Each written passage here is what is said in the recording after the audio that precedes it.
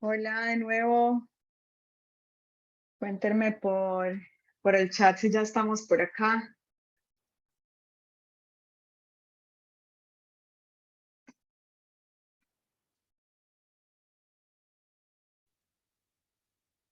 ¿Qué tal estuvo el almuerzo?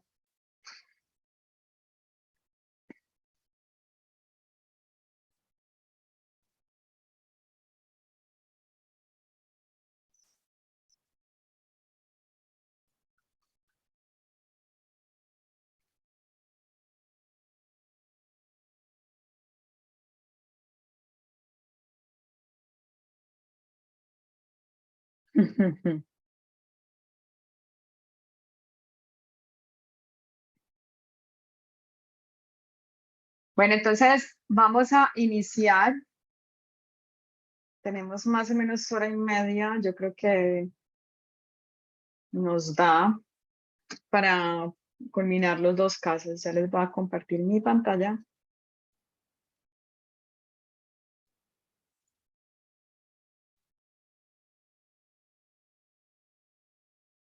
Listo.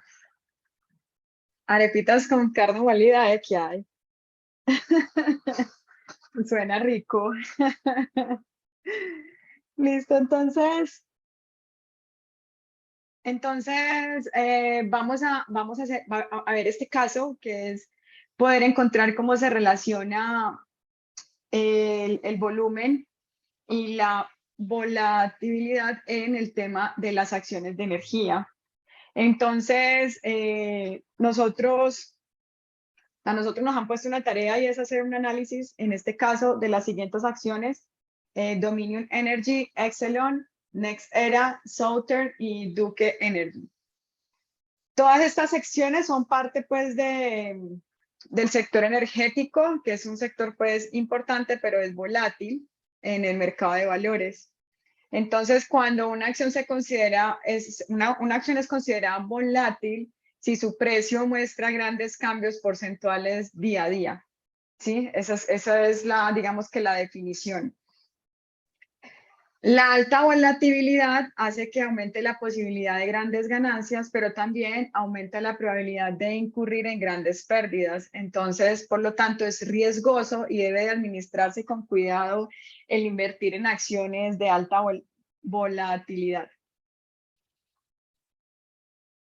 Con esta información, entonces, lo que nos han pedido a nosotros es que hagamos un análisis, ya que el bajo volumen de negociación como la alta volatilidad presentan riesgos para las inversiones.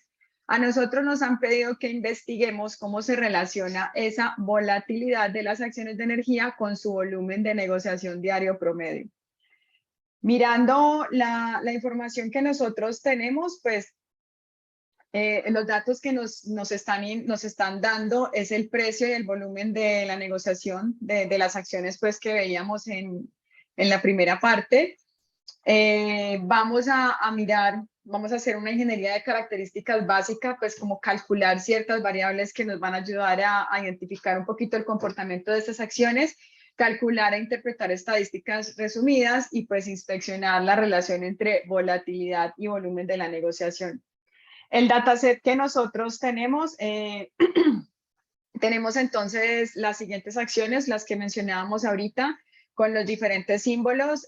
Dominion Energy es D, Exelon es X, NextEra es NEE, Southern es SO y Duke Energy es DUK.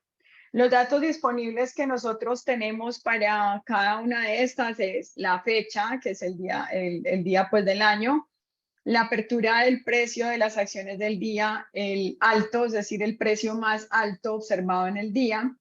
El mínimo es el precio más bajo observado en el día, el precio de cierre, o sea, la columna cierre nos da el precio de cierre de la acción, y el volumen, que es el volumen de las acciones negociadas durante el día. Entonces, vamos a ver los primeros 10 registros de los datos de Dominion Energy, del símbolo D. Entonces tenemos la fecha, apertura, el alto, el bajo, el cierre y el volumen. Esta es como la información que nosotros tenemos. Entonces vamos a crear información o vamos a crear variables adicionales que nos van a, pues que van a ayudarnos a entender la volatilidad de las acciones. Entonces, normalmente nosotros puede que no tengamos todos los cálculos ya listos para trabajar dentro de nuestro dataset, pero podemos calcular o podemos adicionarle columnas a nuestra información que nos den esos indicadores relevantes que necesitamos. En este caso, vamos a ver para estas acciones vamos a calcular, vamos a ver que en el caso de volumen, perdón, primero vamos a ver que en el caso del volumen tenemos un valor numérico que es grande y puede que no sea tan fácil de leer porque los números son muy grandes. Entonces lo que nosotros podemos hacer en este caso es crear una nueva variable que sea interpretar ese volumen en millions, en millones. Entonces lo que hacemos es que vamos a coger esa columna y la vamos a dividir por 1.000.000 y entonces la nueva columna que vamos a tener como resultado pues nos da unos números que pueden ser más interpretables por nosotros. Ay, un segundito que se me desconfiguró acá. Listo, entonces, como nosotros lo que queremos es hacer un análisis de la volatilidad, entonces actualmente no tenemos como ese campo ahí calculado dentro de nuestra información. Algo que tenemos nosotros que calcular son los rendimientos diarios dentro de cada una de nuestras acciones. Los rendimientos diarios son una fórmula que va dada por el precio del cierre en el periodo T sobre el precio del cierre en el periodo T-1, es decir, el actual sobre el precio anterior menos 1. Entonces, esa T es indicando, pues, T es hoy, T-1 es hoy menos 1, o sea, el día de ayer. Entonces, el T es el tiempo. Y le restamos 1, pues para tener como esa tasa de aumento o de disminución de la acción. Entonces, por ejemplo, en el caso de que el precio del cierre de hoy sea igual al precio del cierre de ayer, eso me va a dar una división de 1. Y si a eso le resto 1, pues el valor que me va a dar es 0. Quiere decir pues que no hubo un incremento allí. Entonces, vamos a hacer el primer ejercicio. Un segundito. Entonces, vamos a hacer el primer ejercicio donde vamos a imagine un día en el que el precio de las acciones al cierre fuera más bajo que al cierre del día anterior. Entonces, ¿cuál sería nuestro retorno? Igual a 0, mayor a 0, menor a 0, igual a 1. Si el precio de nuestras acciones al cierre de hoy fuera más bajo que el cierre del día anterior.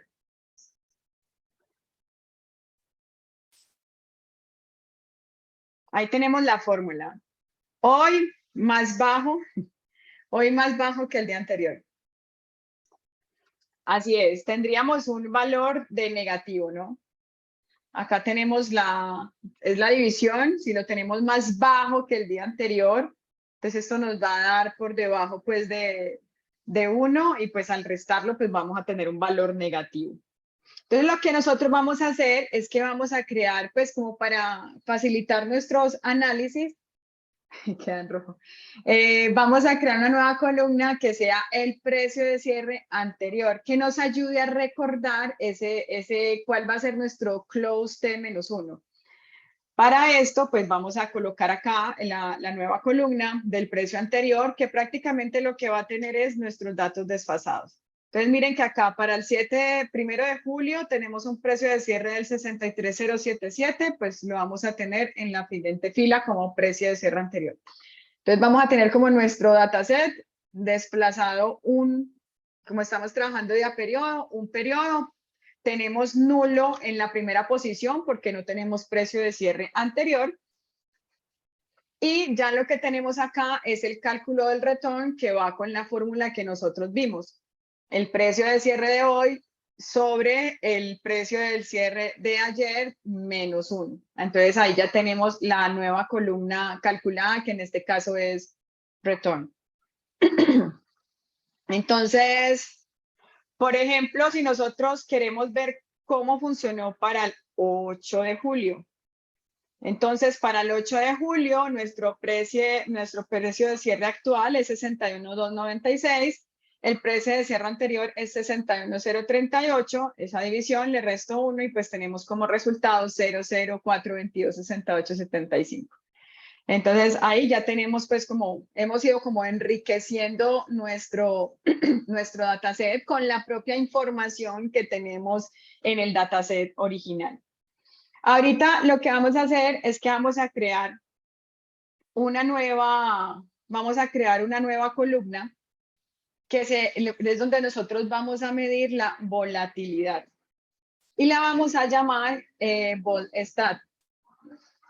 Esta cantidad lo que va a tomar es el valor, toma el rango del precio de cada día. O sea, nosotros tenemos un alto y un bajo en el día. Entonces, lo que vamos a hacer es que vamos a calcular eso. Al alto le restamos el bajo y lo dividimos sobre el precio de apertura. Entonces, la fórmula es la que estamos viendo acá. La volatilidad la vamos a estar dando por el precio más alto que tuvimos en el día menos el precio más bajo sobre el precio que se tuvo de apertura en la opción. Entonces, esta métrica va a calcular pues los movimientos a la mitad de cada día en lugar de solo los movimientos entre días, ¿sí? O sea, lo que está haciendo es cómo es el análisis en el día. Para normalizar el resultado de obtener un número que sea más comparable entre los días. Aquí tenemos nuestra información, la tenemos a nivel diario. Entonces, nosotros si bien vamos a hacer un análisis de cómo se comporta día a día, pues también tenemos que tener claro para poder calcular nuestra volatilidad, pues cómo se comportó durante el día.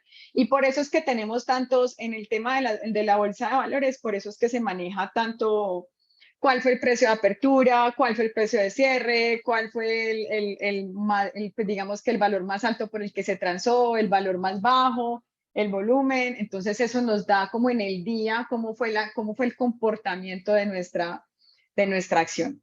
Entonces, aquí pues ya tenemos, digamos que 4 columnas adicionales, el volumen dado en millones, el precio de cierre anterior, el retorno y la estadística pues de volatilidad. Entonces ahorita vamos a aprender sobre las distribuciones de datos a través pues de estadísticas resumidas. Entonces primero vamos a imaginarnos que tenemos una situación como la que estamos planteando acá, que tenemos una lista de edades extraídas pues de una encuesta. Y las edades que nosotros tenemos somos 21, 30, o sea, las edades únicas que tenemos. 21, 30, 35, 40, 41, 45, 44, 48, 43 y 70. Estos son todos los resultados que tenemos.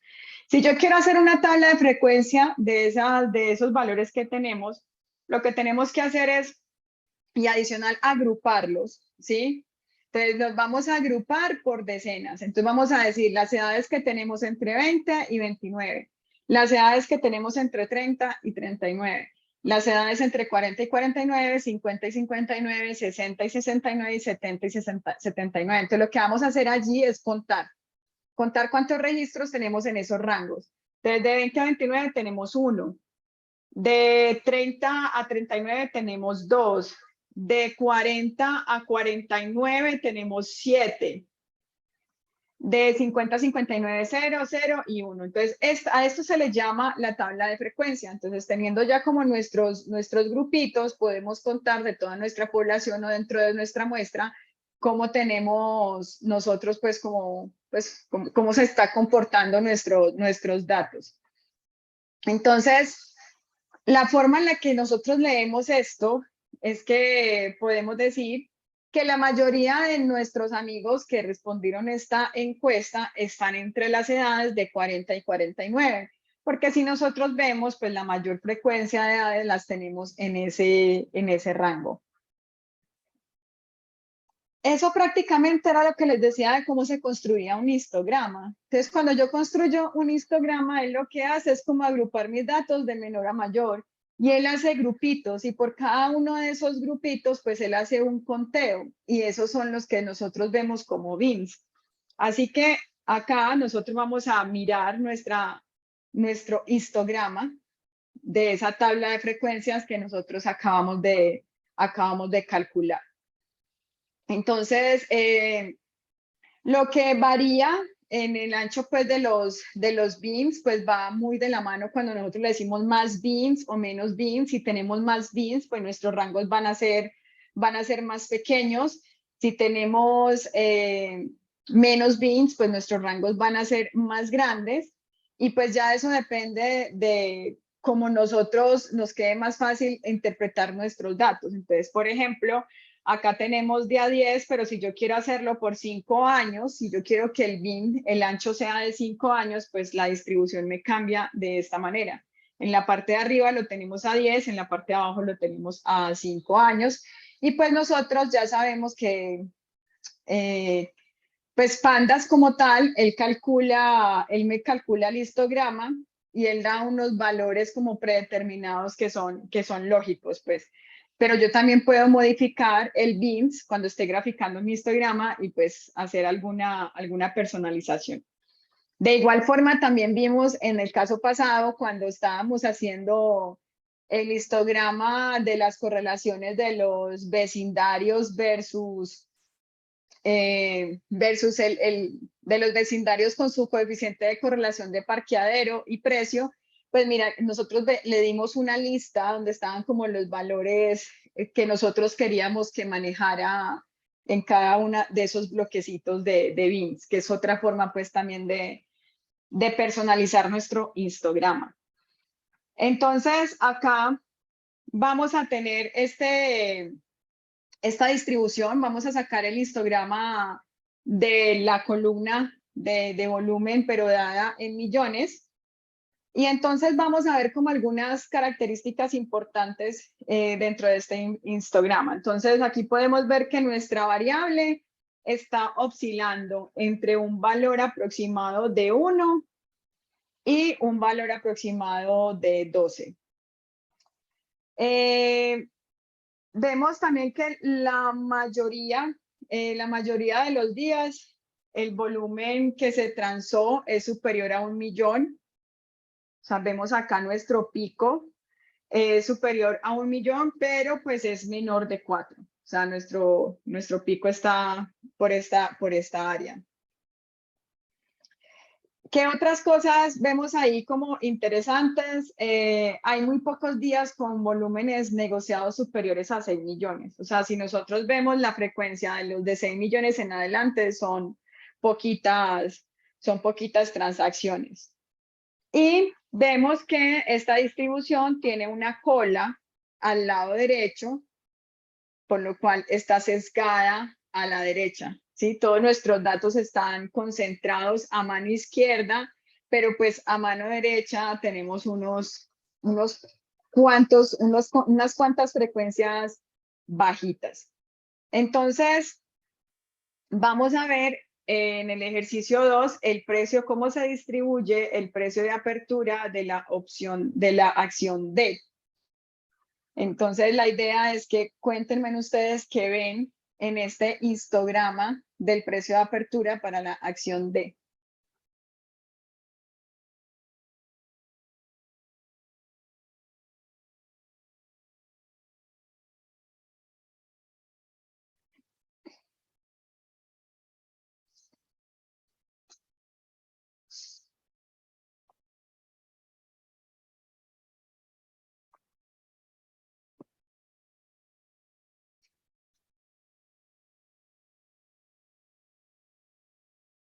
Sí, sí, unimodal.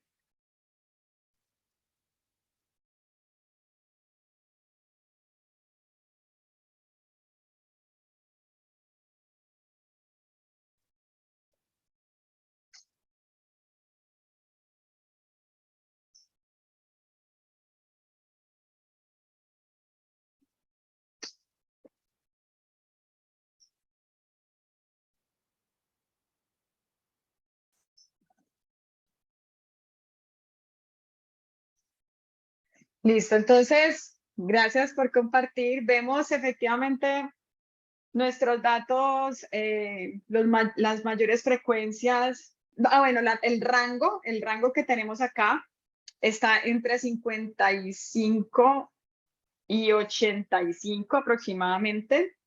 O sea, como nuestro valor mínimo, nuestro valor máximo. La mayoría de los días el precio de apertura está entre aproximadamente 64 y 77. Sí, acá entre 64 y 77 tiene pues como la mayoría. Los días con un precio de apertura demasiado bajo, menos de 60 o demasiado alto, es más de 77. ¿Sí? Los que estamos viendo. Y pues esta distribución parece un poquito sesgada hacia la derecha. Pues no tenemos una cola tan marcada como lo tenemos acá en la imagen superior, pero vemos que la concentración de nuestros datos están a la izquierda. Entonces tiene una, pues pareciera pues un poco sesgada hacia la derecha. Entonces, encontramos nosotros que es útil crear tablas de frecuencias y graficarlas, que eso es prácticamente lo que nos hace el histograma. Nosotros lo tenemos que crear la tabla de frecuencias, el de una no la genera. Y otra de las cosas que nosotros hacemos es también calcular estadísticas resumidas. Entonces, nosotros podemos ver en un histograma el resumen de los datos pues, de nosotros, por decirlo así, sin procesar. Y podemos adicionarle a ese histograma pues estadísticas que nosotros prácticamente lo que sacamos en el Describe, que son los estadísticos básicos que nos dicen cuál es el mínimo, cuál es el máximo, nos dan otra información como el promedio, la desviación estándar, entre otras. Entonces, acá este es nuestro histograma, pero le estamos adicionando el mínimo y el máximo, que son las líneas rojas. Entonces estamos viendo que el mínimo está en 57.77 y el máximo está en 81.55. Y con esta información que estamos visualizando acá, entonces el rango de una variable es el número que se obtiene cuando restamos el máximo, el mínimo del valor máximo. No sé si ustedes recuerdan que teníamos, que yo les mostré como un resumen donde estaban las medidas de tendencia central, donde estaban las medidas de variabilidad y dispersión, y una de esas estaba el rango. Entonces el rango se calcula al máximo restándole el mínimo. Entonces, vamos a analizar si es útil para ayudarnos a tener una idea de los posibles valores que la variable puede tomar o ha tomado en una muestra en particular, en este caso, en estos datos que tenemos. Entonces, ¿cuál es el rango de abierto para la acción D? Eso está fácil.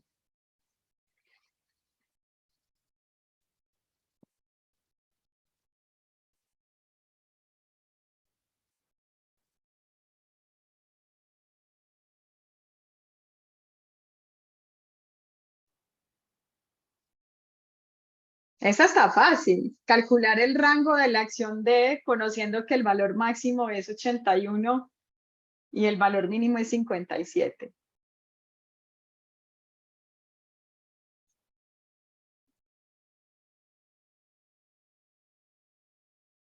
81.55 menos 57.77.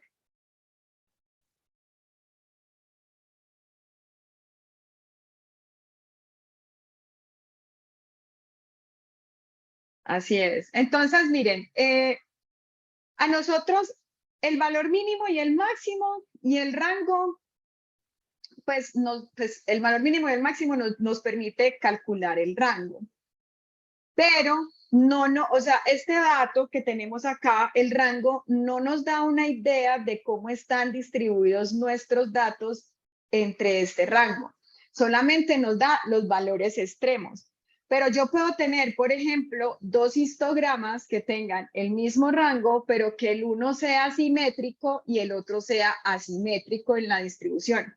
Entonces, para yo tener más información, nosotros tenemos otras medidas estadísticas, que son las que tenemos de tendencia central.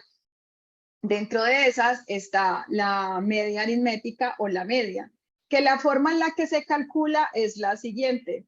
Esa X mayúscula con la rayita en la parte superior lo que indica es que es la media, está calculando la media.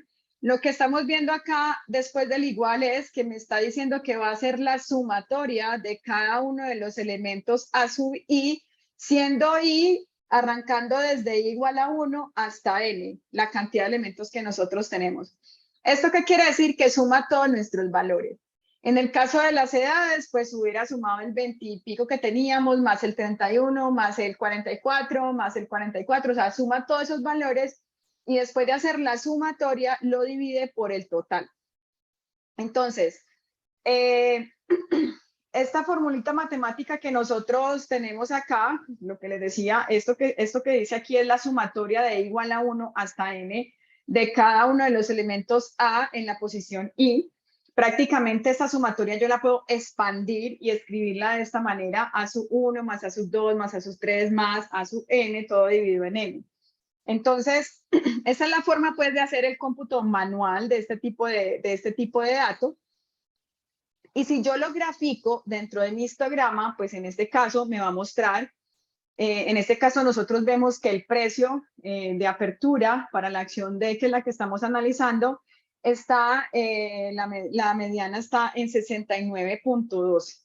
Entonces ahí pues en el grafiquito podemos ver cuál es el valor que tenemos como media en la línea amarilla. Podemos ver pues que la media está en el medio de este histograma.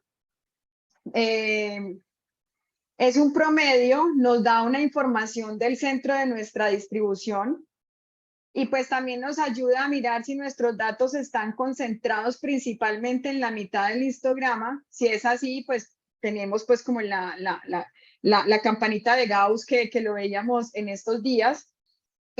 O también podemos ver si tenemos más datos distribuidos por debajo o por encima de esta medida.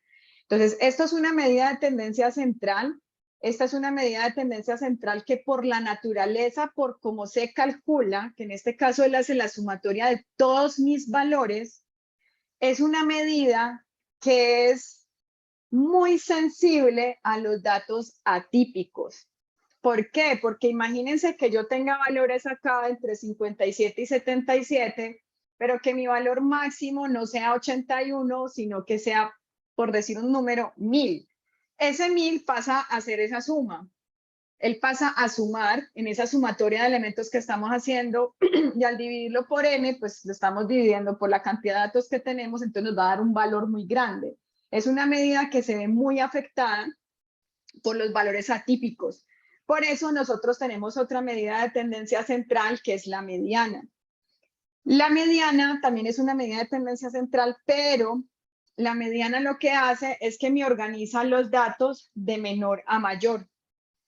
Y exactamente donde está la mitad, esa es mi mediana. Es decir, si yo tengo 11 números, si yo tengo, pues voy a decir un número impar. Si yo tengo 11 números, pues el número que está en la posición C, en la posición 6, organizado de menor a mayor, va a ser mi mediana. Si yo tengo 10 números, que es un número par, los números centrales que yo tengo son estos dos. Entonces yo los sumo y los divido por 2 y esa va a ser la mediana. Entonces miren que en este caso, como mis números están organizados de menor a mayor, el hecho de yo coger lo que está exactamente en el 50% de los datos, en la mitad, hace que yo no me esté afectando por los valores atípicos. Ahí no se está afectando por los valores atípicos, entonces, cuando tenemos valores atípicos, trabajar con la mediana es mucho más interesante que trabajar con el promedio, pues porque el promedio se ve afectado por la naturaleza en la que se calcula ese valor. Entonces, si tenemos puntos impares, nuestro punto exactamente del centro va a ser nuestra mediana, organizados pues de menor a mayor. Pero si tenemos puntos pares, pues lo que tenemos que hacer es que se suman los dos que están en el centro y se dividen por 2. En este caso, nuestra mediana está en 68.59. Entonces, aquí vemos la mediana pues en el centro, está muy cerca pues del promedio. La mediana está exactamente en el punto medio del conjunto de datos, es decir, que el 50% de sus puntos de datos hacia la izquierda y hacia la derecha pues van a ser el mismo, digamos, el mismo número. Y ahora con esto vamos a recordar la distribución que teníamos en la parte de arriba, que es el volumen por millones, que es esta.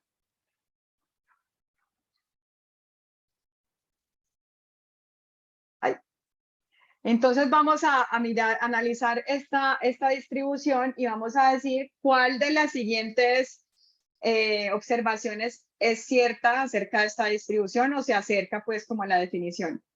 La media y la mediana van a ser iguales. La media va a ser mayor que la mediana. La media será menor que la mediana.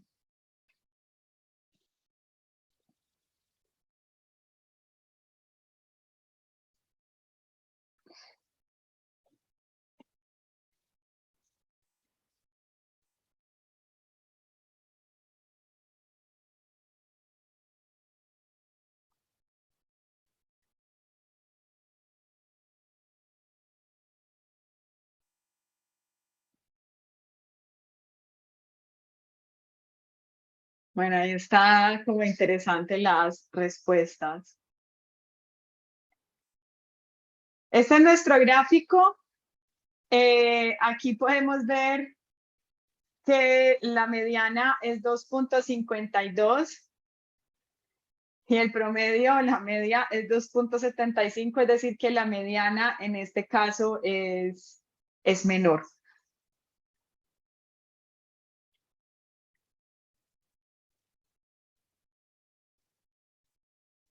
Entonces la mediana en este caso es mayor que, la media, perdón, será mayor que la mediana. Y aquí lo vemos pues en el gráfico.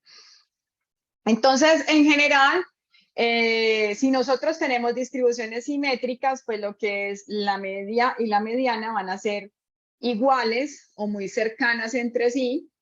Si tiene una distribución asimétrica a la derecha como esta, la media estará más a la derecha de la mediana. Si se tiene una distribución sesgada a la izquierda, la media estará más a la izquierda de la mediana. Y podemos utilizar la media y la mediana para tener una idea de la simetría o asimetría que tiene nuestra distribución. Entonces, digamos que para este tipo de cosas, nosotros tener cómo están esos grafiquitos de las distribuciones que nos muestran estos estadísticos básicos, pues nos ayudan también como a identificar cómo deberían de ir en la media y la mediana. No sé si recuerdan como la paginita que les había compartido la vez pasada, pues se veía mucho, les voy a compartir acá.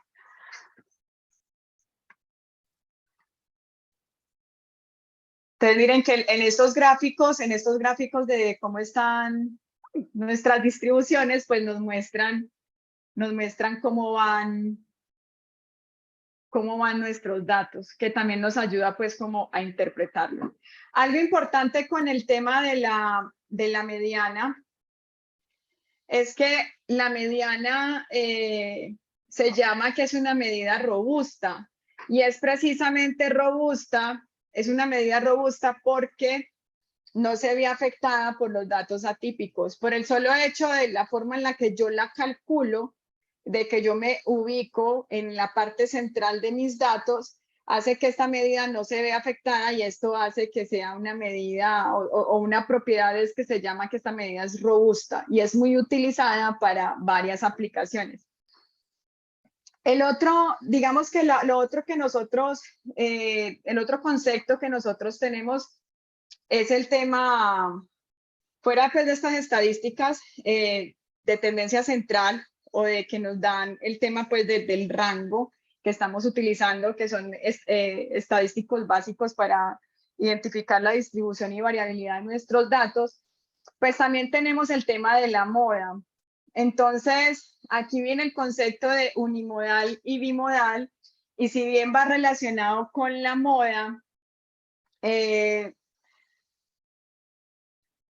va relacionado con la moda y digamos que una forma de interpretar el gráfico es, bueno, si yo tengo dos modas, pues yo podría hacer el gráfico y decir que es multimodal, que era lo que veíamos ahorita. Solo que quiero que también se lleven de que si la distribución no tiene dos modas a nivel de frecuencia, pero tiene comportamientos en que se ve que puede tener dos modas con diferente frecuencia, también lo hace multimodal. Entonces, yo quería como mostrarles acá, venga, yo si es acá.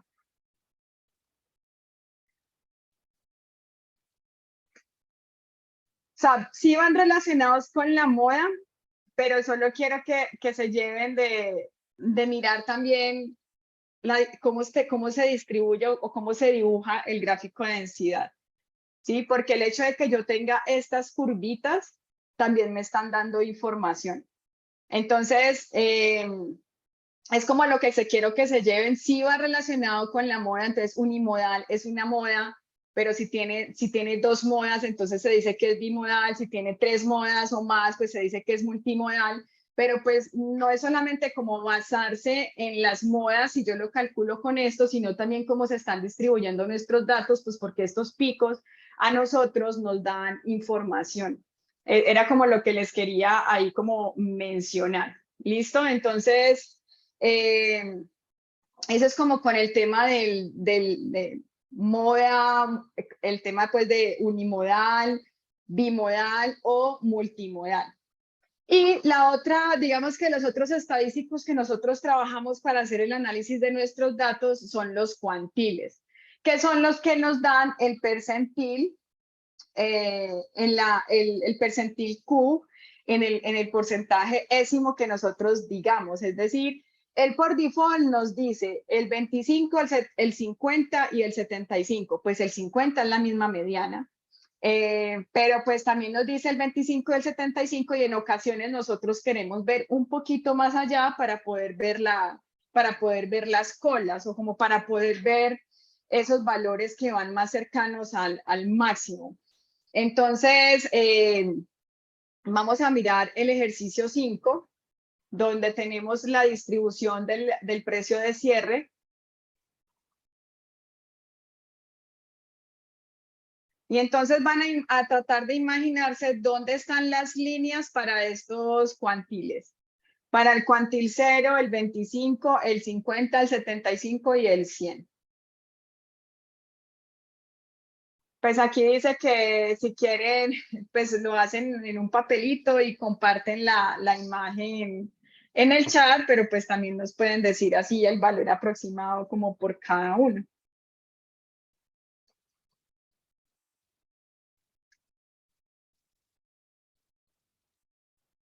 El 0 y el 100 es el más fácil.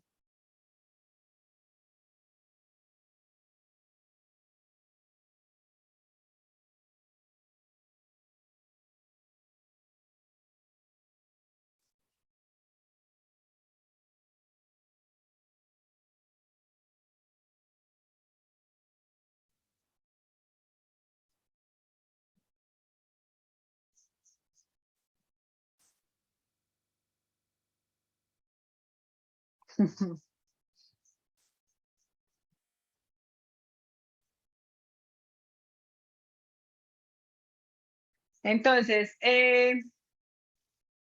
ahí para que nos rinda un poquito el tiempo. Entonces, el 0 y el 100 son los más fáciles.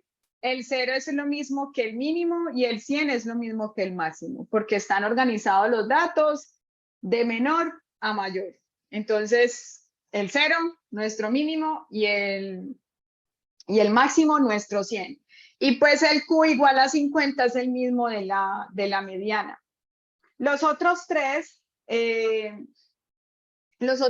cuantiles internos están, pues digamos que al 25, al 50, al 75, pues están algo comprimidos en la mitad de la distribución, pues no están espaciados de manera uniforme a lo largo pues del eje horizontal, y es más que todo por el tema de las frecuencias que manejan. Entonces, dependiendo de la frecuencia, podemos, por ejemplo, si nosotros vemos acá, haciendo pues a grandes rasgos, uno cuenta la frecuencia, aquí tengo 10, más estos 80 son 90, más estos 140 son 230, entonces más o menos el Q25 de nuestros datos, teniendo pues como el total de todas las frecuencias, está aquí. Del Q25 al Q50 tenemos 140 más o menos 90, pues teniendo como la misma proporción de daticos.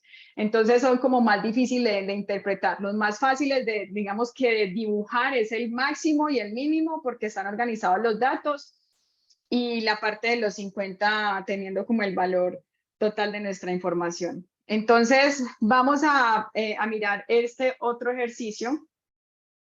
La relación que hay entre la forma del histograma y las estadísticas básicas. Entonces vamos a ejecutar esta celdita. Ah, pero por favor, me validan si les funciona. ¿Ves? A mí, ¿por qué no me funcionó?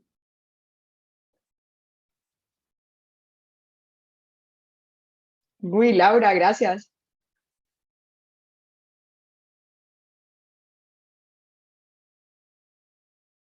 A ver.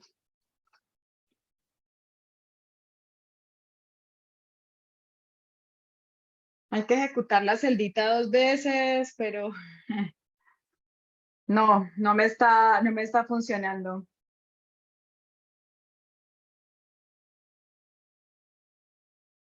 Me parece como raro que no me esté funcionando. Ah, bueno, pero es que me dice que el puerto ya está en uso. Yo lo voy a cambiar de puerto. ¿No les dio porque no les carga las librerías o porque hay que darle un requirement, un ping install requirement? Aunque esto es lo que no nos estaba funcionando la vez pasada, que también era un dashboard interactivo.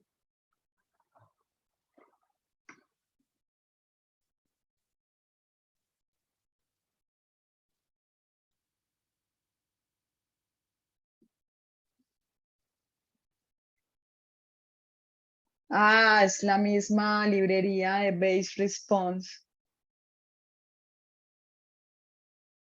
Bueno, y a mí no me carga, no me quiere funcionar el dash acá.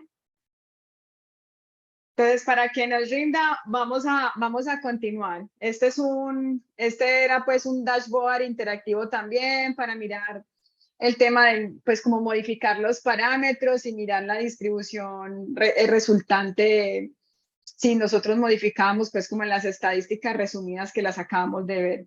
Entonces, este era como el dashboard interactivo. Mientras seguimos, miramos a ver si a mí me carga, pero sí recuerdo que la vez pasada no les funcionó a ustedes estos dashboards. Vamos a continuar con el tema de analizar los niveles de volatilidad de cada acción. Entonces, vamos a trabajar con el conjunto de datos completo, es decir, las 5 acciones en una sola tablita. Y nosotros tenemos estas son nuestras acciones, donde están los estadísticos básicos. Me dicen, para la columna vol stat, que es la que nosotros calculamos, que nos alto menos el mínimo sobre el precio de apertura. Vemos cómo se distribuyen nuestros datos, cuáles son los valores promedios, cuál es la desviación estándar, cuál es el mínimo, cuál es el máximo y cómo están distribuidos al 25, 50 y 75%. Ahí están nuestros estadísticos básicos para cada una de las acciones. El STD, pues lo que ya hemos visto antes es el tema de referirse de la desviación estándar. No vamos a llegar pues como a un nivel de detalle de esto, pero la desviación estándar nos da también una idea de qué tan dispersos están nuestros datos en ese rango que nosotros tenemos. Por eso es que las medidas de tendencia central son el promedio, la mediana y la moda, pero las medidas de dispersión y variabilidad de nuestros datos está el rango y está la desviación estándar y está otra pues que es la varianza. Entonces estas medidas las vamos a ver más adelante. Entonces vamos a mirar digamos que con esta tabla que tenemos acá, ¿qué ideas ustedes pueden extraer de estas estadísticas resumidas en términos de niveles de volatilidad?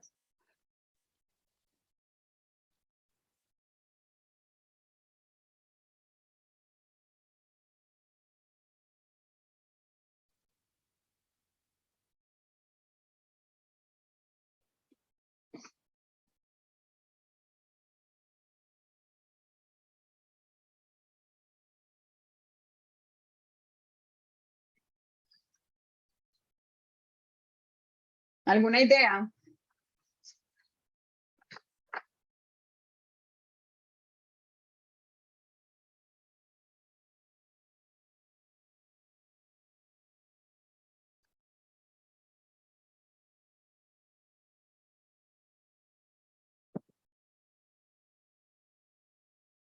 Entonces, miremos ahí para ayudarles un poquito.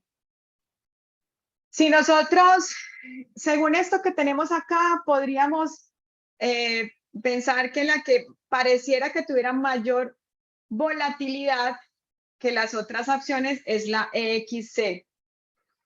Más que todo mirando el percentil 50 versus el percentil 75. Si nosotros vemos el que tiene la mayor desviación estándar, es esta, ¿sí? 0.08.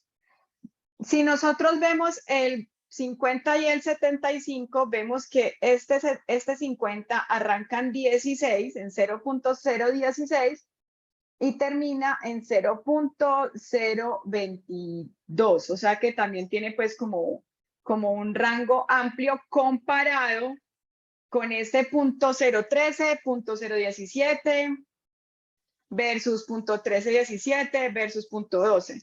Entonces, si nosotros pensamos como en el diagrama de cajitas, que tenemos que la cajita, el punto, la línea de la mitad es el 50, si pensamos en el 75, que es el que sigue, pues viendo este rango que manejan estos, esa EXC pues va a tener como más ampliecita va a tener más ampliecita la cajita que hay entre el 50 y el 75. La va a tener más ancha, pues, por decirlo así. Adicional a eso, si nosotros vemos los valores máximos, pues el que está teniendo un valor máximo es precisamente esta misma acción. Sin embargo, pues hay que mirar más en detalle la causa de esta volatilidad y pues para tomar digamos que para tener más certeza de lo que estamos concluyendo allí.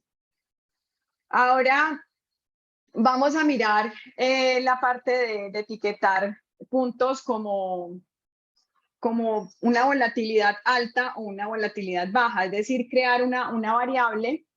Es decir, que nos crear una variable que tenga una etiqueta, que esa etiqueta nos diga si es un nivel de volatilidad alto versus un nivel de volatilidad bajo, comparándolo con un threshold, comparándolo pues con un límite que nosotros vamos a definir. Entonces vamos a decir que los niveles bajos de volatilidad van a estar cuando el vol-stat está por debajo del percentil 50, es decir, la mediana, y que los niveles altos pues están por encima.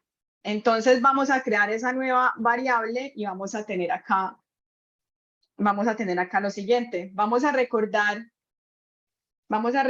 que para el D el valor está en 0.13084. 0.1369 es mayor que esa mediana. Acá tenemos la mediana del D. El valor de 50 está en 0.013084.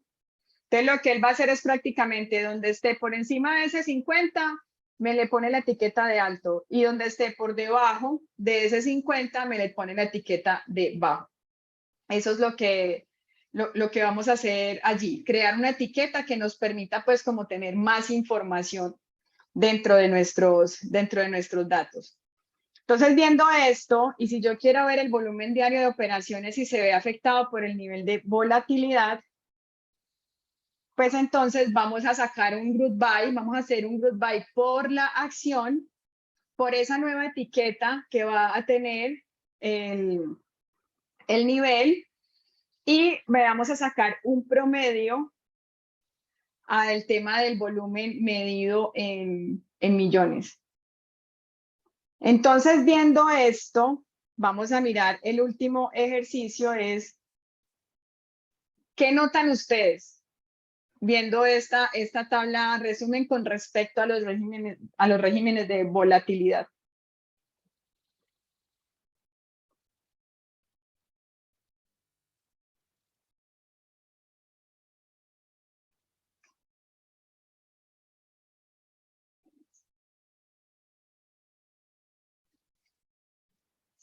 Sí, Daniel, valores mayores al 50% del percentil 50 de la acción va a ser marcado como alta volatilidad.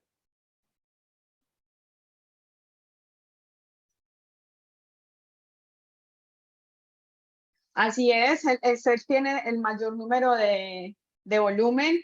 Adicional a esto, bueno, todos se me fueron por esa acción de Excel y en general, ¿qué ven dentro del alto y el bajo?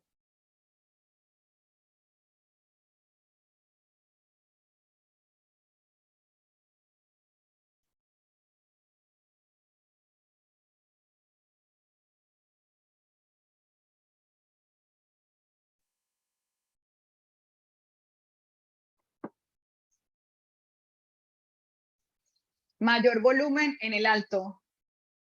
Así es. Entonces, con esto, digamos que los días de mayor volatilidad tienden a tener un mayor volumen de transacciones diarias.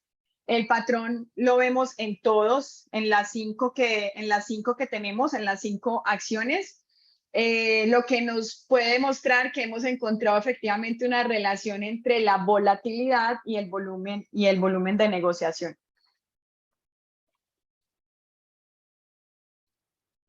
Ya lo que vamos a ver acá es, para finalizar estos dos punticos y pasarnos a la parte de coding y alcanzarlo a hacer el puesto de la parte del coding, es que yo puedo hacer una gráfica de la volatilidad a lo largo del tiempo.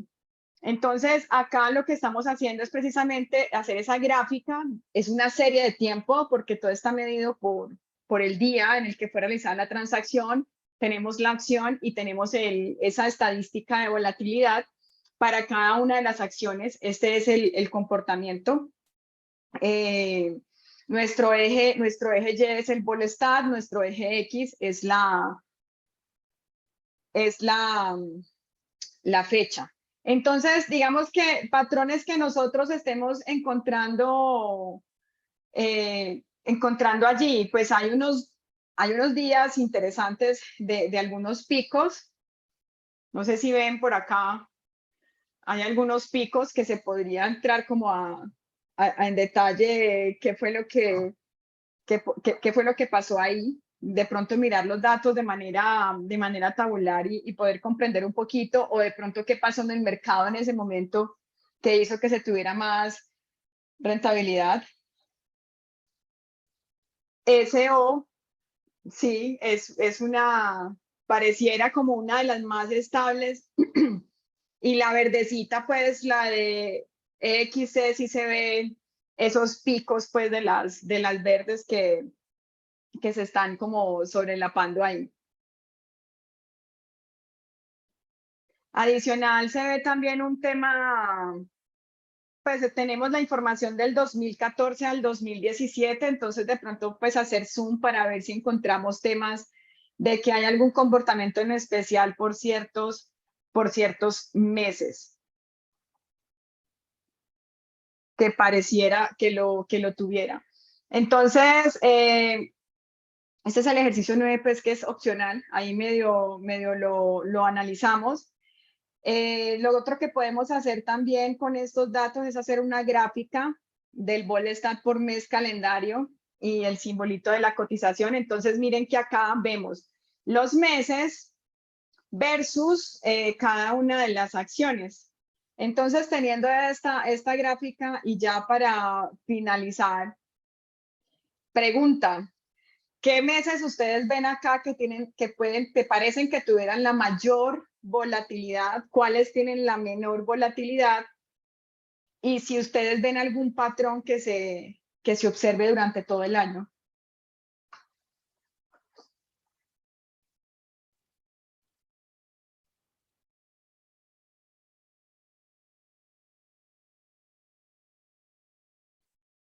Súper.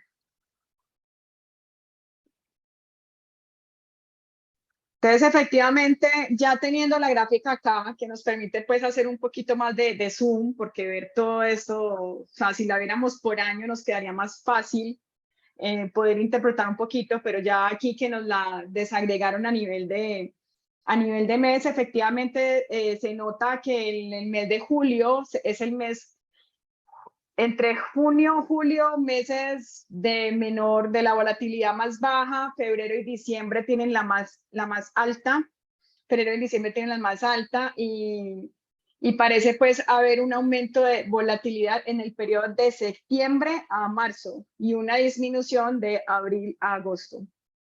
Es como pues como las curvitas que estamos viendo allí.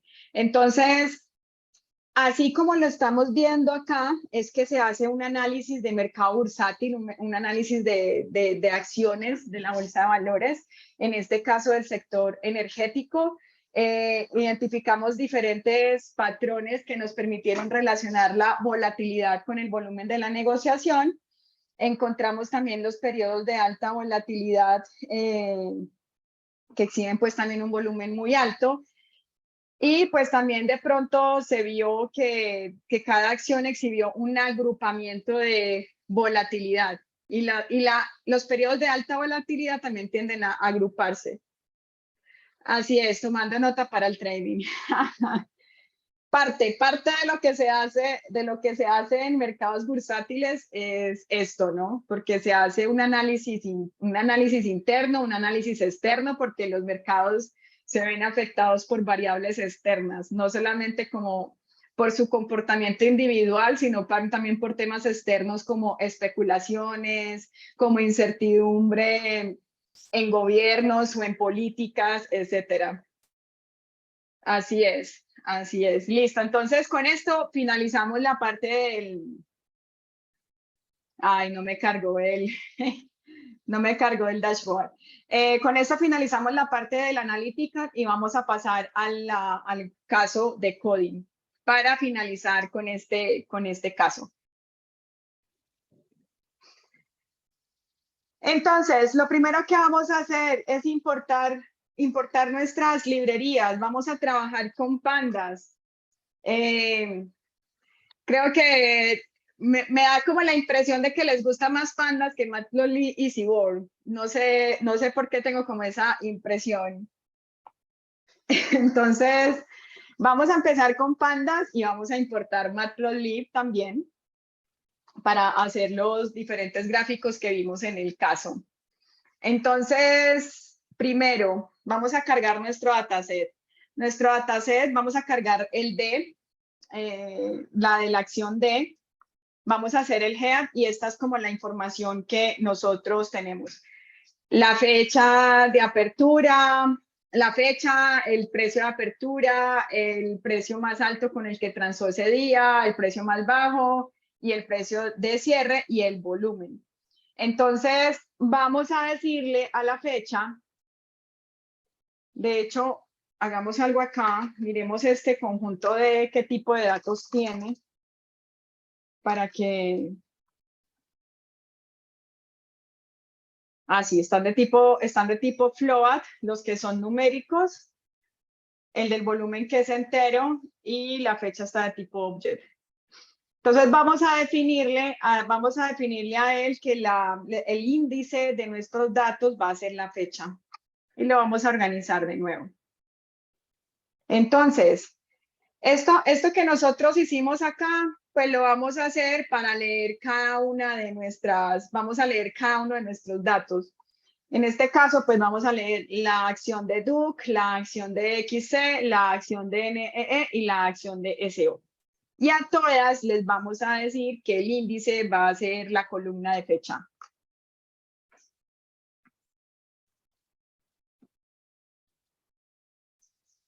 Vamos a crearle, miren que nosotros tenemos estas 5 columnas. Vamos a crear una columna adicional diciéndole el símbolo. Entonces, para el data frame D, le vamos a decir que crea una columna que se llame symbol y le ponga el valor de D. Estamos agregando una columna. Y lo mismo vamos a hacer para los otros data frame. Vamos a agregar una columna que nos indique qué tipo de acción era. Ahora lo que vamos a hacer es que vamos a concatenar nuestro dataset. Entonces todos nuestros stocks, nuestras acciones van a estar concatenadas y vamos a decirle aquí los 5 data frames que queremos concatenar. Es decir, que si acá nosotros le damos un stocks.head, tenemos la fecha, tenemos la apertura, cierre y pues el símbolo. Si le damos un tail, para mirar el final, pues tenemos los últimos que son los SO. Listo, entonces la primera columna que nosotros calculamos ahora fue el tema del return. El tema del return está dada por el precio de hoy sobre el precio de ayer menos 1. Esa es la primera columna que nosotros creamos. Entonces, la forma de hacerlo manual es esta. Entonces yo puedo decir, el precio para el 2 de julio fue 61,730.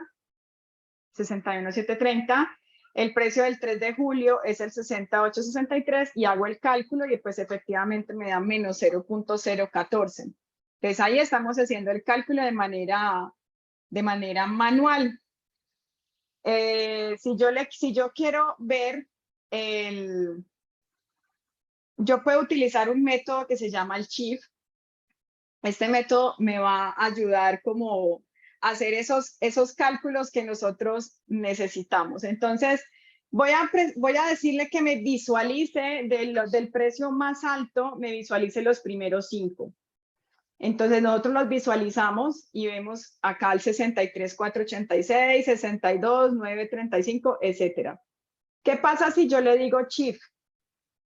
Entonces, si yo le digo a esto, en este caso, le digo chip menos 1, lo que nosotros estamos encontrando es que, ¿qué hizo él? ¿Qué cambio ven entre la serie?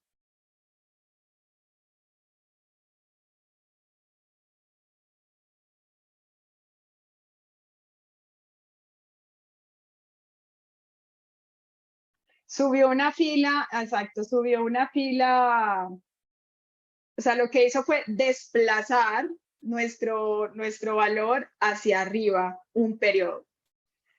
Si yo le digo Shift 1, ¿qué es lo que hace? Lo desplaza. O sea, lo que hace Shift es como que no sé si ustedes recuerdan que nosotros veíamos el diff. Y el diff lo que hace es restar. Entonces, al periodo actual le resta al anterior. Aquí lo que está haciendo el chip es que desplaza, ya sea hacia arriba o hacia abajo, dependiendo de lo que yo le dé. Si yo le digo menos 1, entonces me lo está desplazando hacia arriba. Y si le digo 1, pues me lo desplaza hacia abajo. No sé si recuerdan cuál es la fórmula de nuestro dato. Es el precio actual sobre el precio anterior menos 1. Entonces, a mí me interesa es tener el precio anterior. Lo importante aquí del chip 1 o el chip menos 1 es que lo que yo le diga dentro de ese paréntesis es lo que él me va, es lo que él me va a reemplazar. Entonces, por ejemplo, si nosotros teníamos aquí en el periodo de apertura, en el alto, perdón, de apertura no, en el alto, para el 2 de julio teníamos 62.935. Al decirle chip -1, lo que él hace es, al 1 de julio le asigna 62.935, es decir, que me le está dando el valor de apertura del periodo siguiente, del T más 1. En el chip 1 es al revés, me lo está reemplazando, entonces me lo está desplazando hacia abajo. ¿Eso qué quiere decir? Que lo que yo tengo en el 1 de julio de 63.486 ya lo voy a tener disponible el 2 de julio, que es lo que estamos teniendo aquí. Entonces, si yo le digo 3, pues lo que va a hacer es que me desplaza 3 periodos. Vamos a calcular, hacer esta fórmula.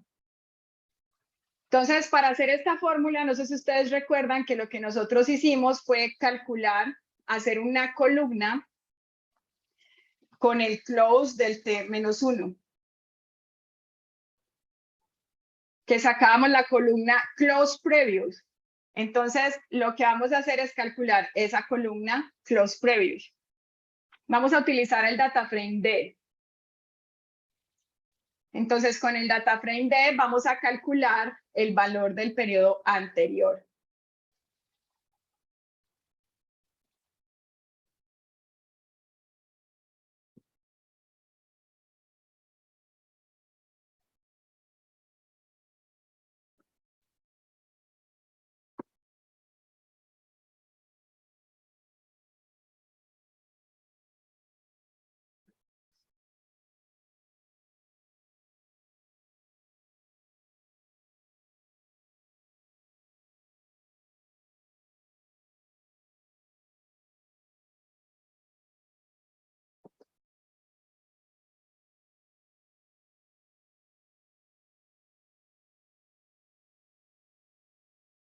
Varios están escribiendo ahí. Yo creo que por ahí viene la respuesta.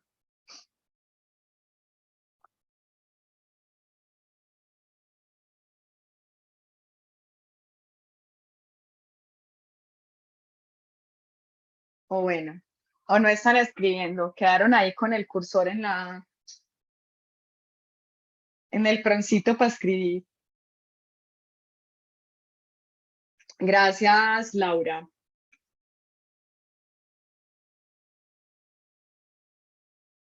Efectivamente, lo que vamos a hacer es crear esta nueva columna.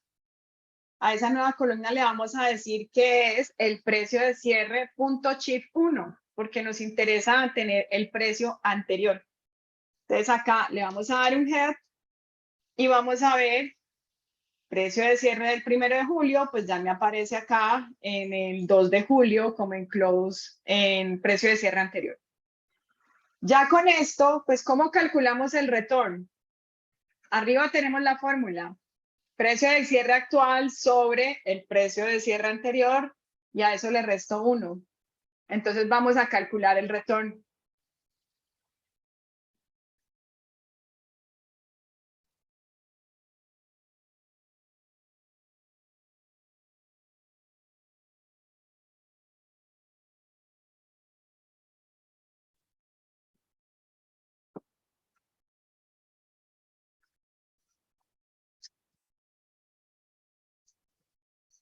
Gracias, Will.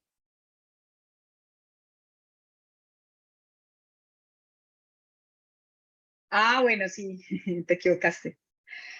Es el precio de cierre, pero ya tenemos los precios de cierre, los tenemos en columnas. Entonces es el precio de cierre sobre el precio de cierre previo menos 1.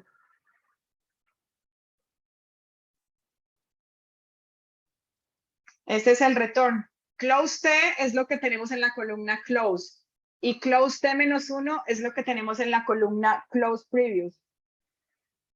Entonces, dividimos esas columnas y le restamos 1 y así calculamos el retorno.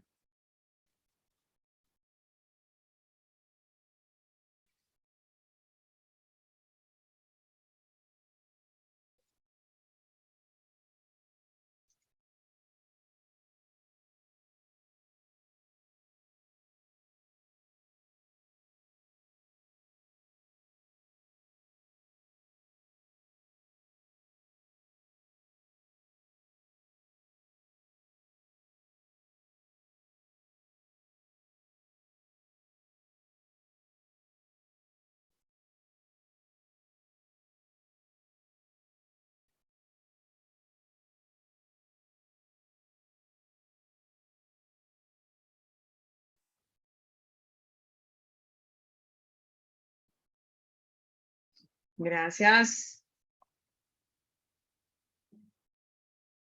Entonces, gracias Laura. Por acá está, efectivamente, tenemos que el precio de retorno es el precio de cierre sobre el precio de cierre previo menos 1. Y así tendríamos el retorno.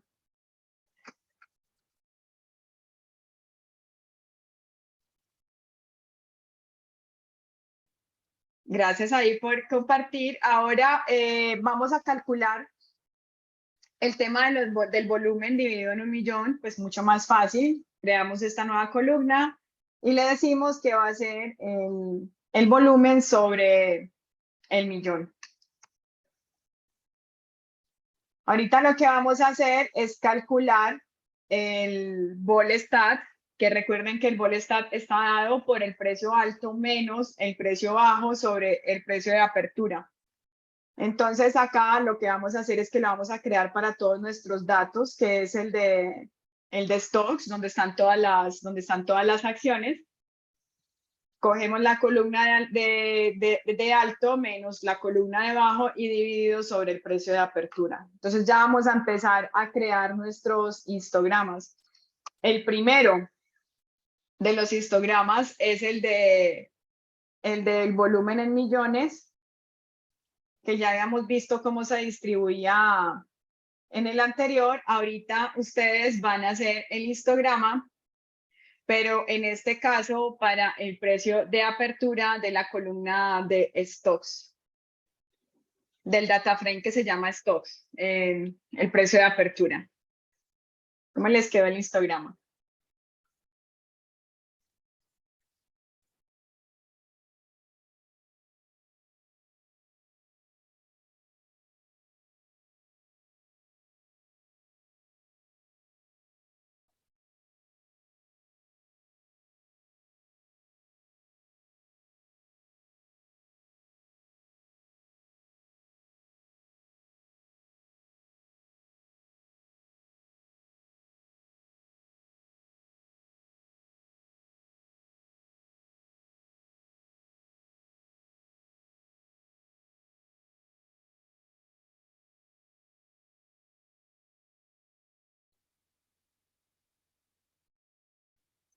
Gracias.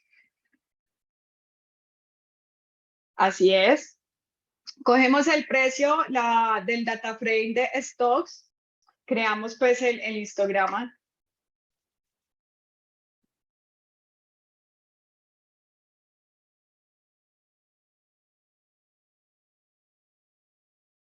Gracias, Utami. Ahora bien, miremos el tema de las estadísticas, de las estadísticas pues básicas. El mínimo, el máximo, el promedio, la mediana. Que si bien cuando nosotros ejecutamos un describe, él nos da el resultado, cuando nosotros también tenemos como esas funciones de agregación que nos da el resultado pues como de manera individual. Si yo quiero ver, por ejemplo, el mínimo, si yo quiero ver el mínimo de la columna de cierre, pues le pongo el punto min y me da el resultado, que me dice cuál es el valor mínimo que tenemos allí. Si yo quiero saber el cuantil, para alguno, pues yo puedo utilizar el método punto cuantil y lo que hago es que le tengo que entregar el porcentaje, pero dado en un valor de 0 a 1. Entonces, por ejemplo, aquí si queremos ver el 0, el 25, el 50, el 75 o el 100, pues lo que hago es entregarle estos valores de esta manera. Y aquí nos da el valor numérico. Para el 0 tenemos el 23. Para el 0, que es el valor mínimo, tenemos el 23.84. Para el percentil 25 tenemos 40.63. El percentil 50, 65.48, percentil 75, 80.262 y el percentil 100, 155, que pues es prácticamente el valor máximo que nosotros tenemos. Otra forma es que yo puedo utilizar pues el describe, me da esos estadísticos básicos, nos da de todas las columnas numéricas. Entonces aquí yo le voy a decir que me las muestre solamente me las muestre para esta columna del el volumen, pero dada en millones. Ahora, bien, nosotros también vamos a crear acá un group by, vamos a agrupar por los stocks. Recuerden que nosotros tenemos dentro de stocks una columna que se llama symbol y lo vamos a agrupar. Cuando yo hago esta agrupación, cuando yo hago esto, que está aquí, que no le estamos dando como función de agregación, sino que yo simplemente la agrego, él me crea un objeto de tipo agrupado, en este caso de tipo agrupado por quién, agrupado por nuestra columna de símbolo. Tenemos 5 tipos de símbolo, porque nosotros mismos los creamos, que son el D, el SO, el XC, el EXC, el NEE y el otro. Entonces, si yo le digo acá que haga un len de ese data frame, pues me dice que es 5, pues porque son como los 5 grupitos que él creó. Eso es como para decirles que esto es un objeto, o sea, si yo ejecuto nada más esto así, esto es un objeto. Ya lo que yo hago es a ese objeto agregarle funciones de agregación. Si yo quiero un size que me cuente la cantidad de filas por cada uno de los grupitos, si yo quiero que haga una función de agregación en especial, entonces aquí lo que le vamos a decir es, venga, usted va a hacer un group by por symbol y la columna que usted va a coger es la de vol stat y le va a calcular la mediana. Entonces él coge de los 5 símbolos que nosotros tenemos y nos da el valor de la mediana para cada uno de los 5. Ahorita viene el ejercicio 4. Entonces, en el ejercicio 4, ustedes lo que van a hacer es que van a calcularle el describe a esta columna.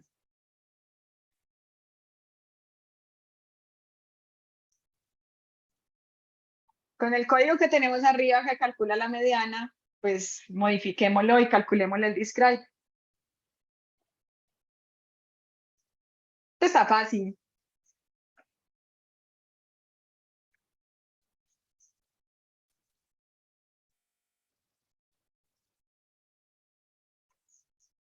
¿O no?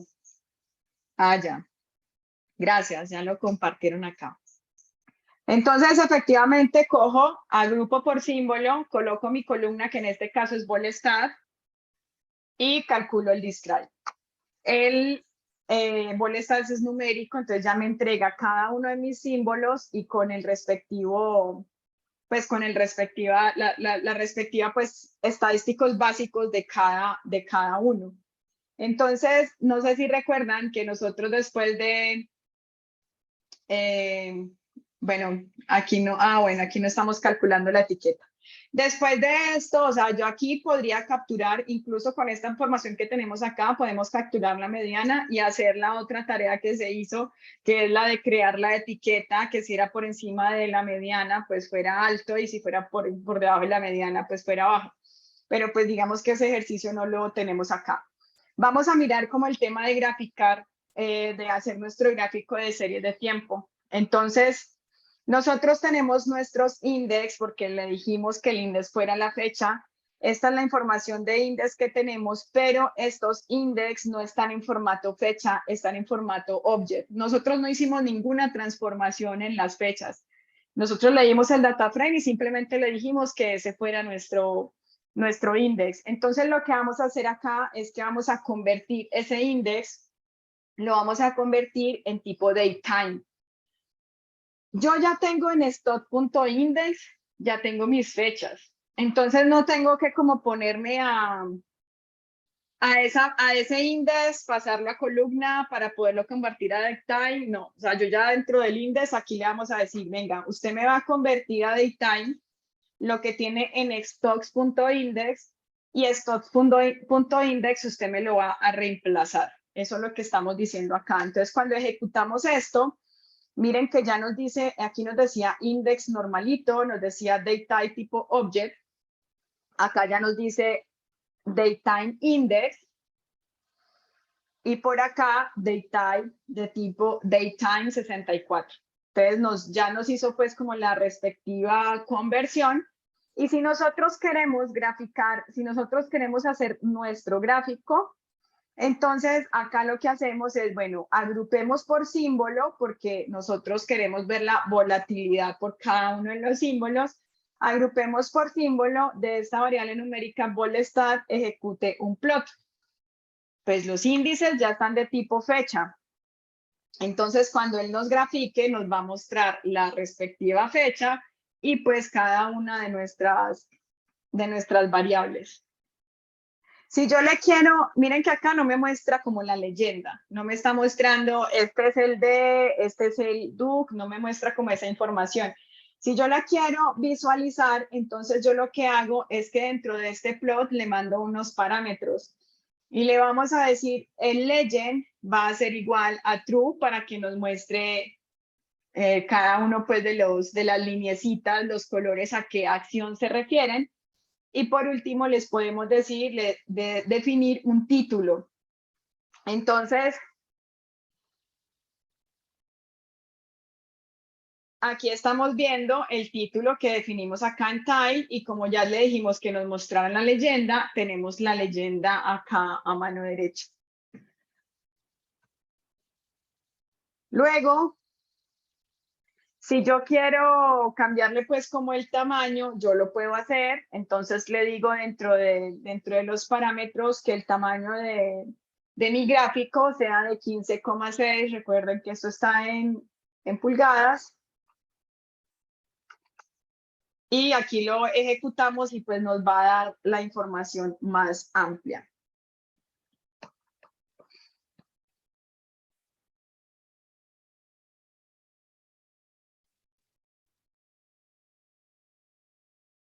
Listo. Con esto terminamos el casito, pero yo quisiera preguntarles qué es lo que les ha parecido más difícil.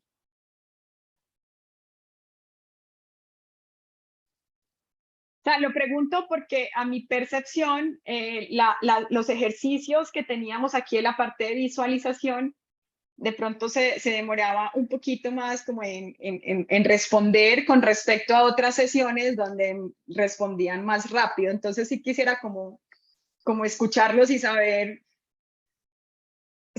pues como qué es lo que más se les dificulta.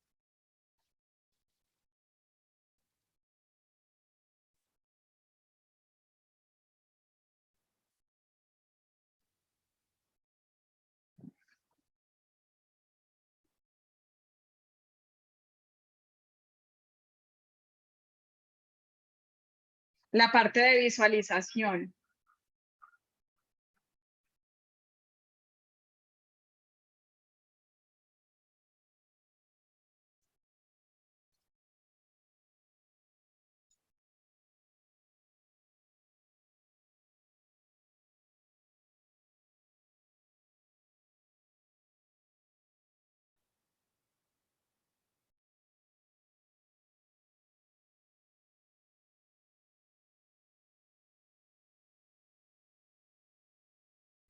Listo.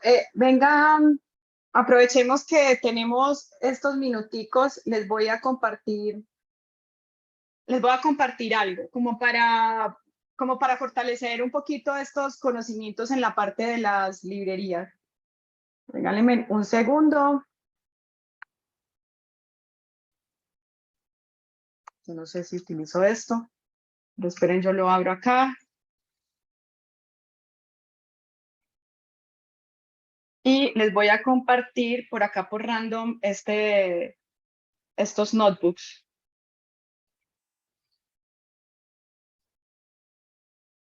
Estos notebooks tienen como un poquito más en detalle lo que es Seaborn y lo que es Matplotlib.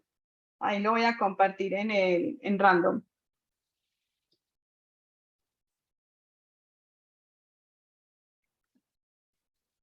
Ahí lo compartí en random. Entonces, bueno, si cargara, si cargara rap, ay, ¿por qué no carga? Pandas, ay, no carga.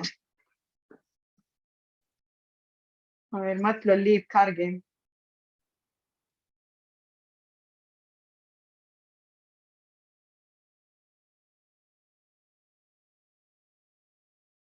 Bueno, no sé por qué no me carga ahí, pero se los voy a mostrar entonces en mi Visual Studio Code.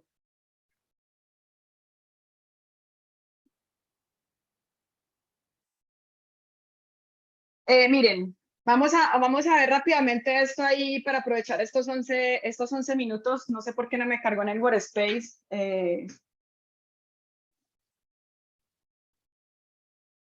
Se me quedó en blanco, no sé por qué. Teóricamente ya lo subió. Pero entonces se los voy a mostrar en mi Visual Studio. Entonces, miren, Matplotlib nos sirve para todo lo que tiene que ver con visualización, permite control interactivo de las gráficas. De hecho, tiene como unas funcionalidades para hacer animaciones y demás. O sea, tiene, aquí nosotros estamos viendo lo básico, pero pues Matplotlib tiene muchas, digamos que muchas más fortalezas en el lenguaje de visualización. Cuando nosotros estamos trabajando con Matplotlib, dentro de nuestros Jupyter vamos a ver que tenemos palabras mágicas que llaman, que son como Matplotlib Notebook o Matplotlib Inline. Y esto lo que hace es que provee pues como que cuando yo ejecute la celda me muestre mi gráfico. Sí, es como lo que estamos diciéndole allí, ya sea pues como la celda o el notebook en general completo. Cuando nosotros estamos trabajando con Matplotlib lo importamos de esta manera. Esperen, yo le pongo a esto un poquito de zoom, pues que creo que está como muy chiquito. Entonces, yo lo importo de esta manera. Normalmente le decimos ASPLT.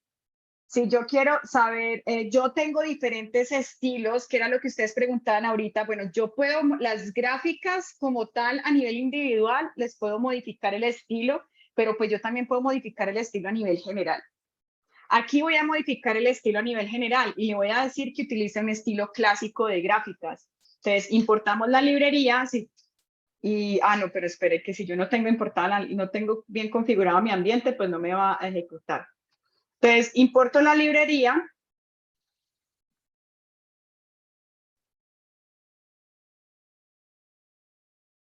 Bueno, aquí ya me funcionó. Bueno, ya me lo cargó, que es lo importante. Voy a importar la librería. Si yo quiero utilizar la ayuda, pues le digo plt.plot y pues me da esta información donde me dice como los tipos de gráficos, si yo quiero cambiar los tipos de puntitos en la gráfica, si yo quiero cambiar las líneas, como aparecen, etcétera. Un plot como tal tiene un ancho y tiene un alto. Y yo puedo definir un plot normalito dentro de Matplotlib diciéndole yo quiero que sea de 3,2, por decir algo. Entonces él me crea este gráfico y miren que me está generando el eje con 3 y pues el eje X con 3 y el eje Y con 2. Si yo quiero dibujar un punto, yo lo puedo hacer y le digo en plot, hágame un plot donde usted el 3,2 me lo va a visualizar con un puntito. Entonces ahí estamos diciéndole, le estamos diciendo pues que ponga el punto y es lo que estamos viendo acá. Hay diferentes galerías, acá ustedes tienen la información de galerías, hay diferentes estilos que ustedes pueden utilizar en Matplotlib y estos son los estilos. El estilo por defecto y maneja estos colores. El estilo clásico maneja estos colores, que miren que como que el grid está como gris, como el background está gris. El estilo Solaris, etcétera. Entonces hay diferentes estilos que si yo los modifico, pues me modifican todos los gráficos que yo vaya a realizar. Igual, pues ahí está el repositorio. Cosas como interesantes dentro de Matplotlib, que yo puedo configurar los punticos. Entonces, estos son gráficos sencillos, voy a pasar, pero aquí para mostrarles. Por decir algo, si yo quiero las líneas, que las líneas sean diferentes, entonces cuando yo hago el plot, yo le puedo adicionar un parámetro donde le puedo decir, esta rayita solita es una línea punteada. La rayita, las dos rayitas es línea, así pues, perdón, la una es continua y las dos rayitas es punteada. Adicional a esto, yo puedo grabar el gráfico que yo estoy haciendo cuando yo creo un plt.figure y lo guardo en una variable, yo eso lo puedo guardar como una imagen, pues si voy a hacer algún reporte o algo. Entonces aquí lo guardamos y pues me guarda el archivo .png. Bueno, pero si no lo creo, pues como difícil pues que me lo guarden. Entonces, también tiene como esa opción, como veíamos en mapas, que podíamos guardar, pues en Matplotlib yo también puedo guardar. ¿Qué otras cosas tenemos acá? Pues si yo quiero ver la imagen que acabo de guardar, la puedo pues visualizar, pero ay Dios. Esperen que si no la... bueno, es que aquí esto me está quedando en el raíz, no en content. Entonces ya era un tema pues ahí de capa 8. Me está cargando la imagen que yo guardé. Ahora, si nosotros cambiamos el estilo, le voy a colocar que el estilo sea dark background. Miren que si yo le digo que me cambie el estilo, pues él me cambia la gráfica y me muestra el estilo dark background, que es que me coloca como el fondo negrito.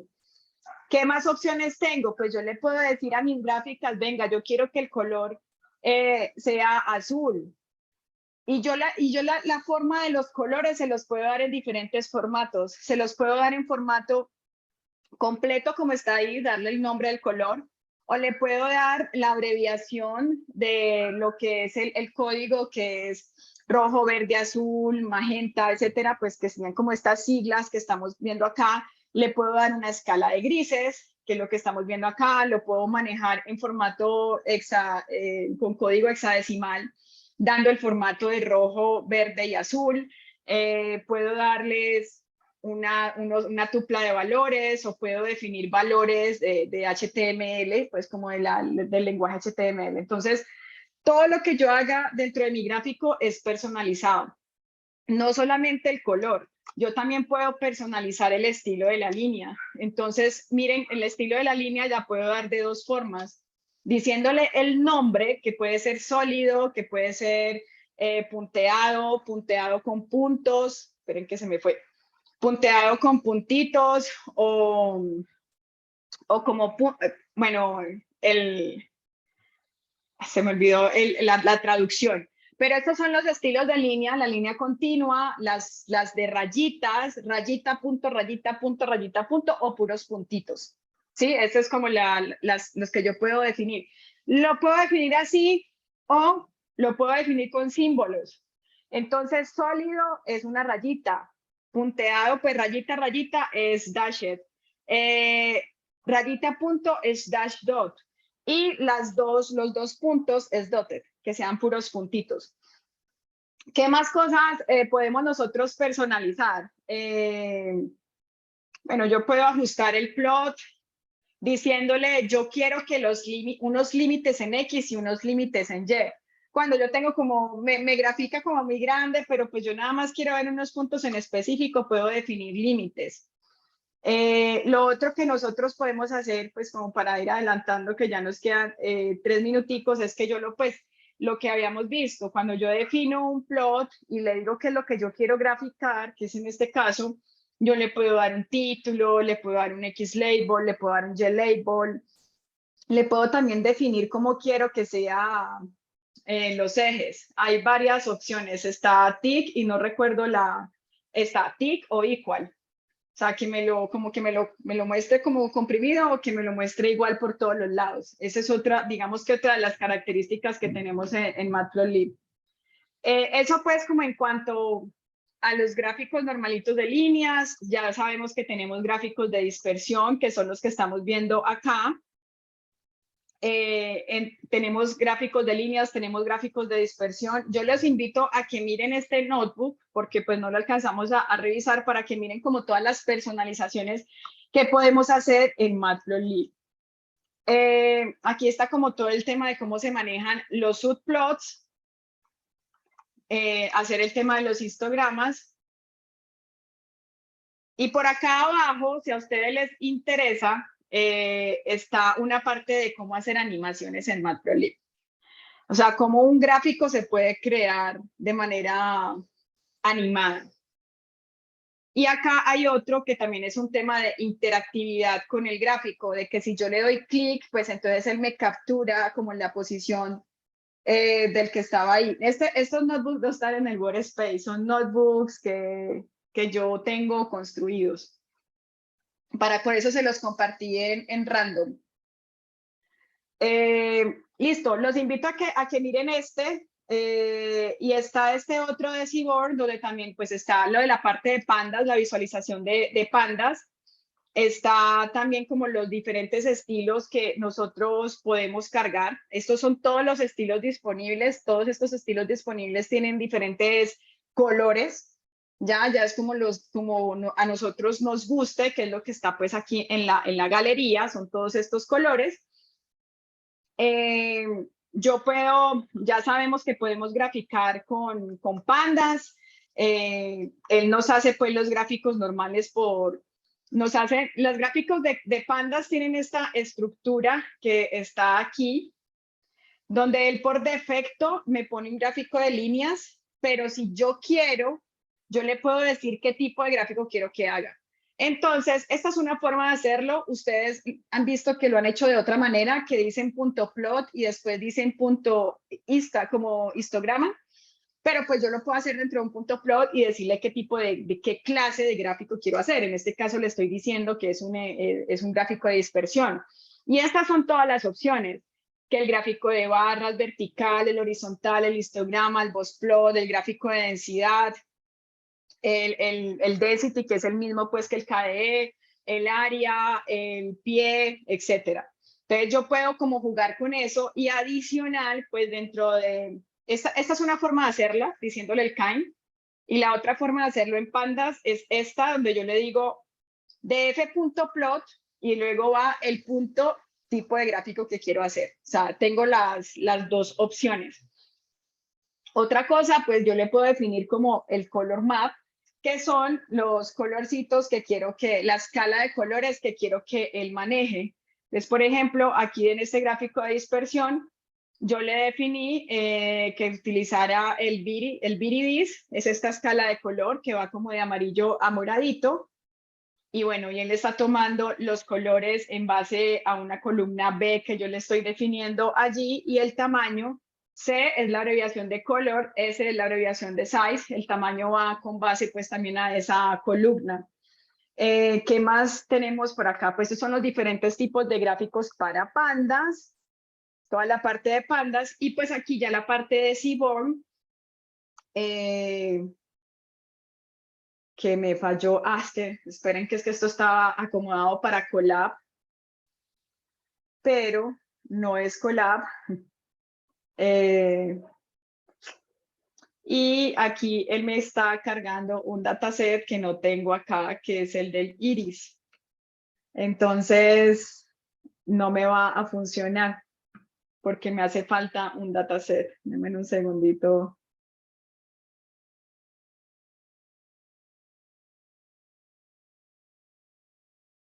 Ay, Dios. No lo tengo.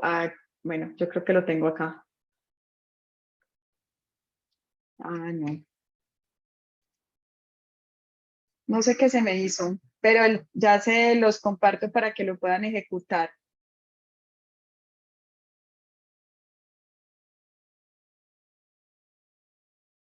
Gracias. Ya me dieron una opción para cargar acá el iris. ¿En dónde? ¿En dónde?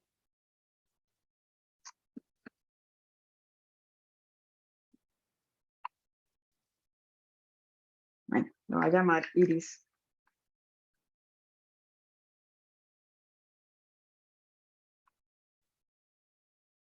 Para no cambiar tanto el código, lo voy a llamar iris. El tema es que las especies ya no se llaman en mayúscula, sino en minúscula.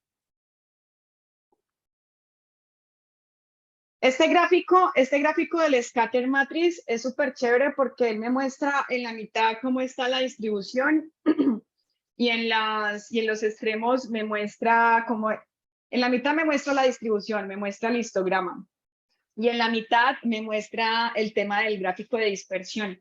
Entonces me permite en un solo gráfico ver tendencias, si hay una correlación positiva, si hay una correlación negativa, entre otras. Entonces este gráfico pues es interesante, pero hay que tener cuidado por la cantidad de datos que nosotros vayamos a graficar porque siempre es pesadito.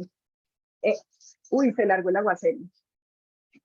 Tenemos este otro que es el Parallel Coordinates, que lo veíamos en un caso hace como 2 semanas, que también pues ahí está disponible en la parte de Pandas.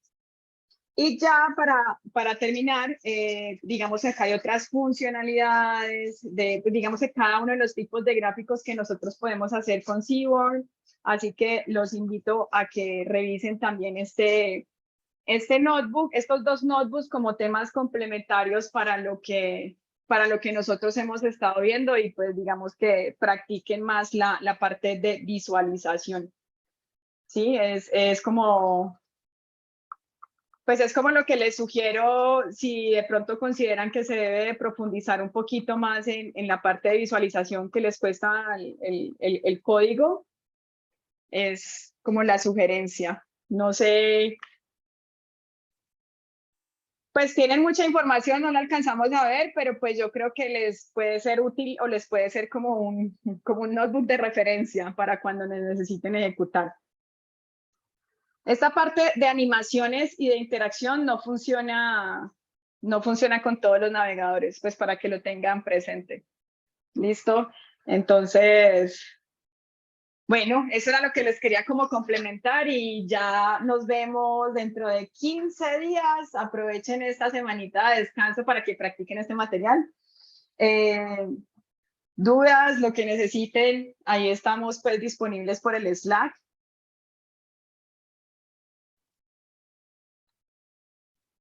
Y mira, ¿esto qué le pasó? Se enloqueció. Se enloqueció. Que no sé si la animación funcione acá en...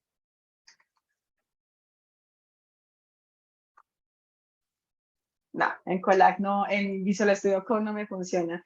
Listo, entonces que descansen. Nos vemos.